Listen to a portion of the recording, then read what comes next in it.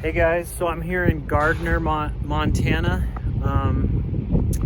and about to go down into Yellowstone National Park to Mammoth Hot Springs. I'm actually here for white top interim testing. We have a family that lives down there.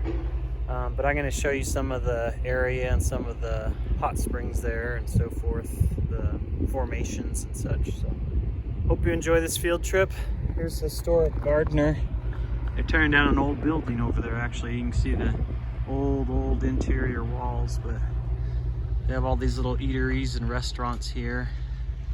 Big arch over here as you go into the park. But we'll be headed into Yellowstone National Park at the north west entrance, maybe.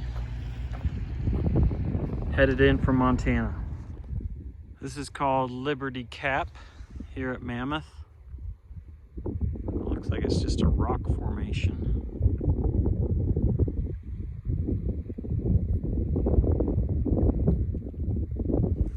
Up behind it you can see some thermal ponds.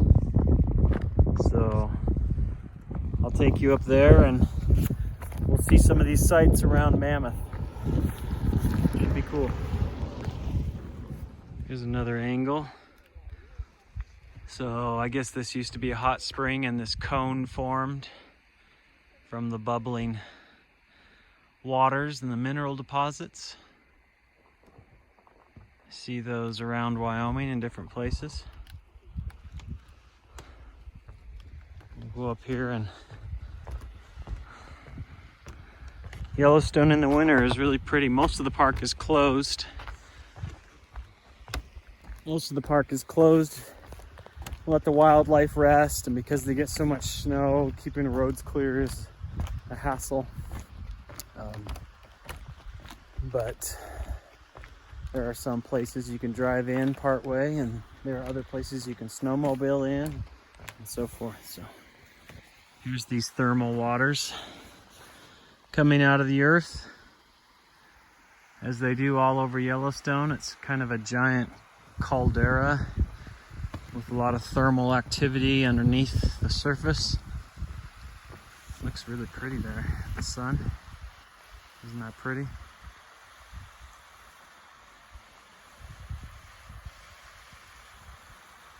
I like Yellowstone in the winter because you get all these cool, it's cool seeing the snow and the hot waters coming out and the minerals, and it's just a cool contrast.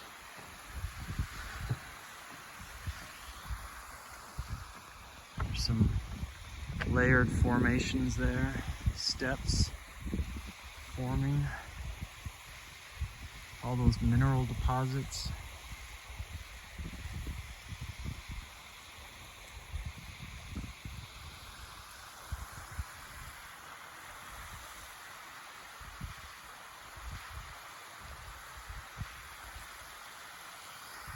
Very pretty.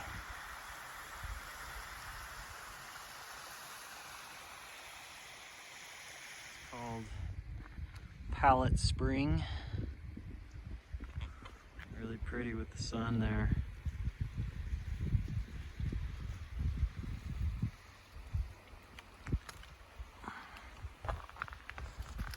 And that formation is called Devil's Thumb.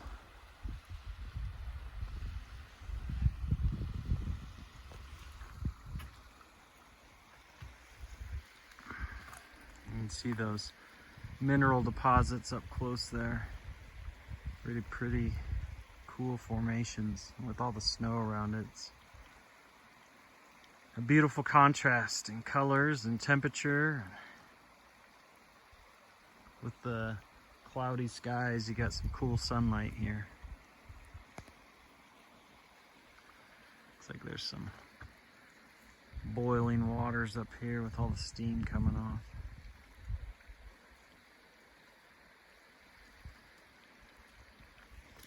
You guys can read this sign. You can press pause and read that.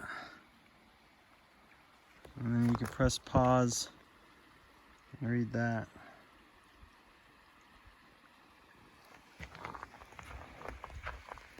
So I've hiked up above where I last filmed. And they've got markers, and there's kind of a little trail here during the winter.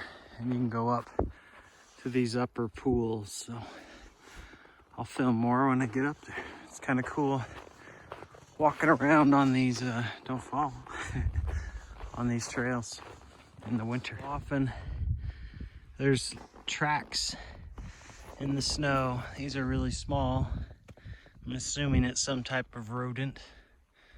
But you can see they go into the bush, and then going this way, you can see them going down and then disappearing underneath that log.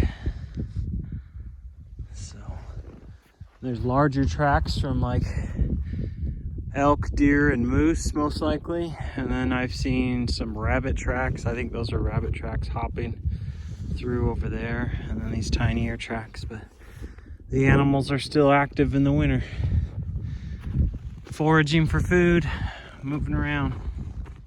Here's some more animal tracks coming off that ledge, the rocky outcropping. And across. Let's go up here and see what this view is.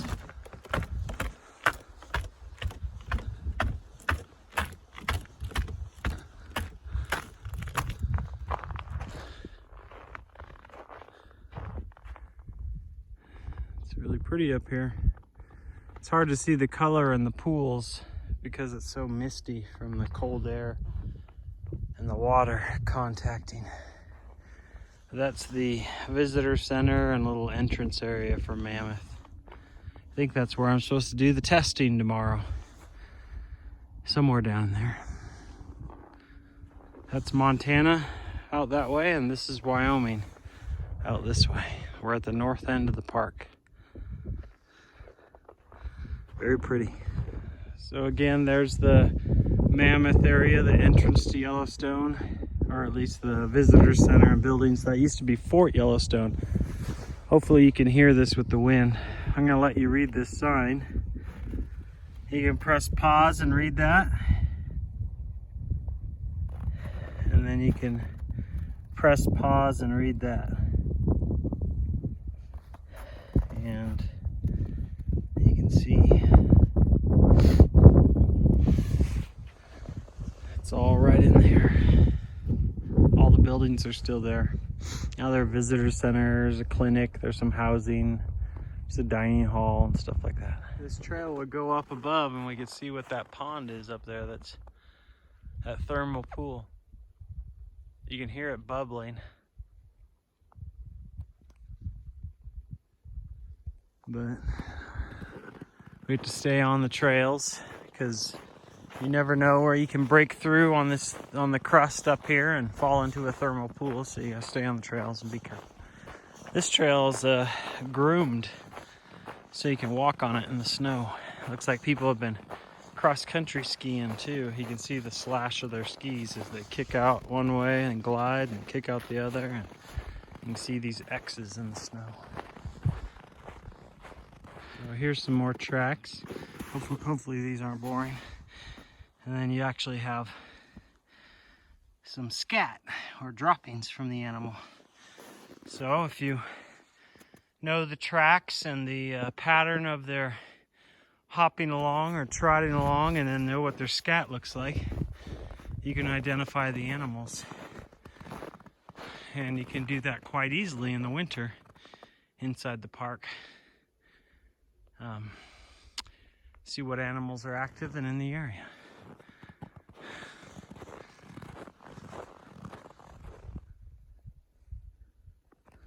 So you can not only track animals, but you can track people too.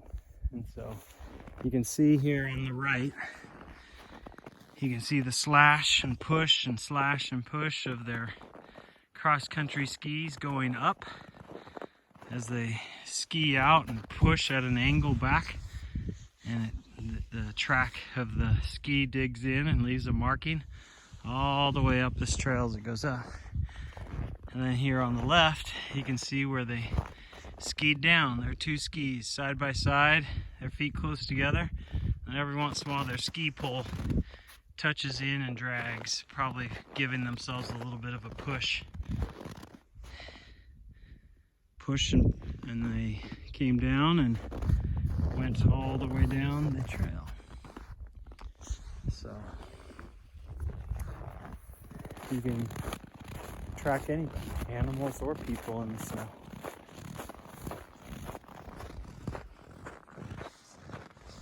I was hoping this would lead to something, but just going on a long walk, gone a couple miles already.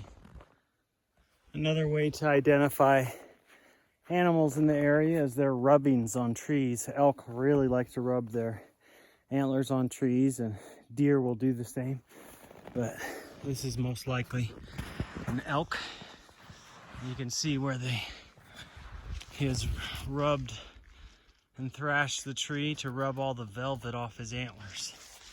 And usually you can see elk hair sticking out in certain places if they've spent a good deal of time rubbing on it. And you can actually smell the elk sometimes, but you see these rubs all the time. There's some more on the other side. Sometimes they'll completely destroy a sapling by thrashing it with their antlers just during the rut. During the rut, when they're kind of stirred up with all the chemicals in the body and everything, they like to rub on those trees so you can tell they've been in the area. When I'm elk hunting, I look for those along ridge lines and so forth, see how much activity's in the area. Hey, looks like we came up this trail onto some thermal stuff here, so kind of cool. This is pretty. This is what I was hoping to find up here.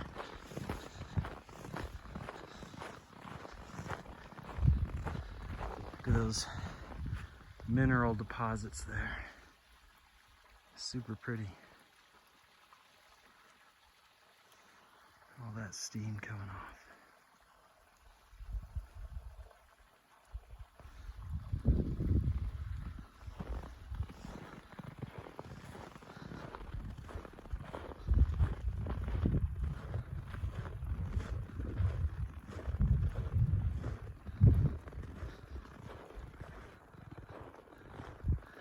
It's really pretty.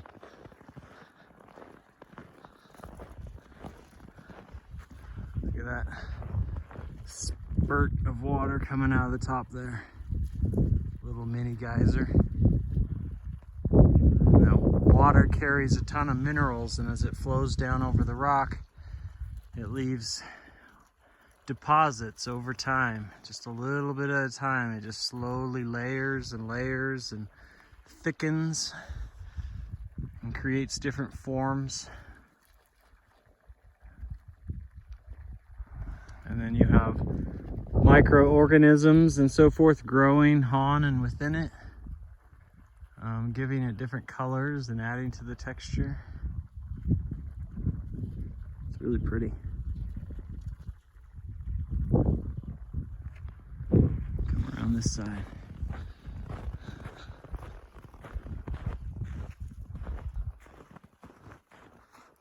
Awesome.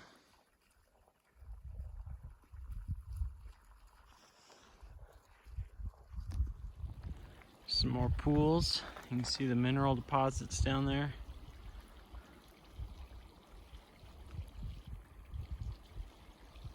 Some nice formations. And then over here,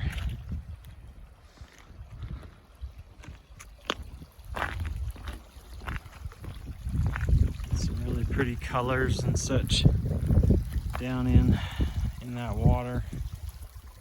Microorganisms and the travertine and other minerals deposited down here in the water.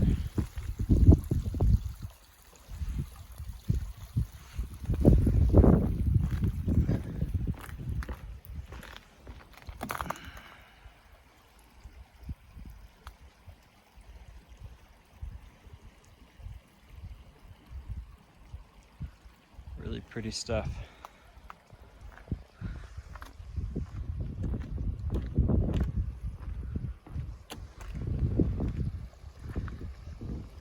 See those shelves? travertine, looks like. Pools down in the shelves.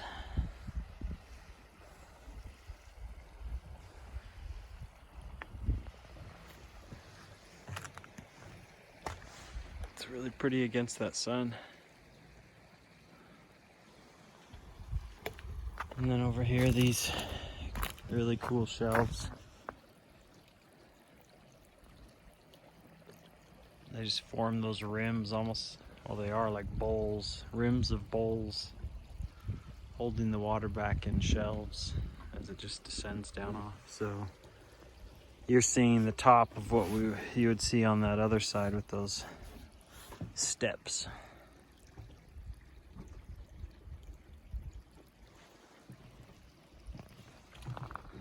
So I think I'm gonna close today's field trip with that, and I'll pick up again with another field trip for next week in the same area, but just different sites. So thanks for coming.